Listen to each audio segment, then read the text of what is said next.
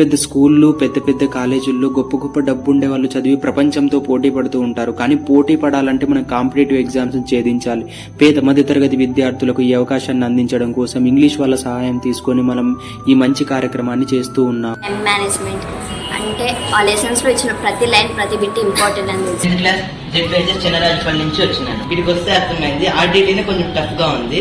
అదే మళ్ళీ bubbling answer నేను అనుకోండి ఆన్సర్ ఒకటి అయితే బబ్లింగ్ చేసేది ఇంకో దానికి. ఆర్టీటీ ఎగ్జామ్ ఎలా ఉంటుందో తెలుసుకోవడానికి మీరు చెప్పినారు కదా టైం ఎలా మేనేజ్ చేసుకోవాలో అలా అది నేర్చుకున్నాను. బబ్లింగ్ చేసేటప్పుడు ఇంకా ఎగ్జామ్ రాసేటప్పుడు చాలా అంటే చాలా ప్యానిక్ అయినాను. ప్రజెంట్ అయితే టైం అయితే లాస్ట్ అయితే కరెక్ట్ గానే సరిపోయింది. ఓఎంఆర్ షీట్ ఎలా ఉంటుందని అవేర్నెస్, టెన్షన్ పడకుండా టైం మేనేజ్మెంట్. పేపర్ అర్థం కాలేదు, మళ్ళీ అన్ని నాకు వచ్చినటువంటి చేసుకుని పోయినాను, రానివన్నీ లాస్ట్ లో చేసుకున్నాను. మ్యాథ్స్ కొంచెం ఇబ్బంది. ఏ పేపర్ టఫ్ వచ్చింది? మ్యాథ్స్